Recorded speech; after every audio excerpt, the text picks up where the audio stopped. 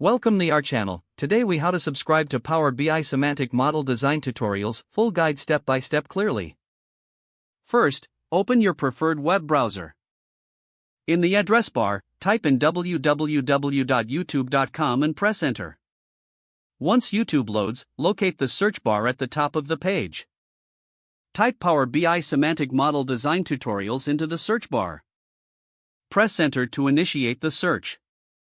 Browse through the list of video results that appear on the. Select a video that looks engaging and relevant to your interests. Click on the video thumbnail to start playing it. If prompted, sign in with your Google account to complete your subscription. After subscribing, you may want to enable notifications. Choose all to receive updates whenever new content is uploaded. You can now return to your YouTube homepage. Feel free to explore other videos in your feed for additional insights and learning. If the page does not load, refresh the browser or try again in a private or incognito window. Make sure you are using the correct email address, then retype it carefully to avoid small typos. If your password is not accepted, use the reset option and create a new strong password you can remember. Check your spam folder for verification or security emails, then complete any requested confirmation steps. Enable two-factor authentication if available to improve account security and reduce unauthorized access risk.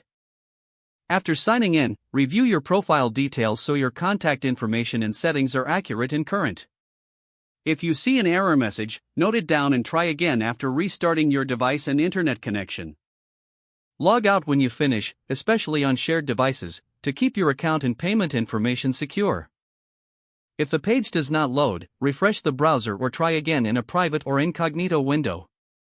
Make sure you are using the correct email address, then retype it carefully to avoid small typos. If your password is not accepted, use the reset option and create a new strong password you can remember. Check your spam folder for verification or security emails, then complete any requested confirmation steps. Enable two-factor authentication if available to improve account security and reduce unauthorized access risk.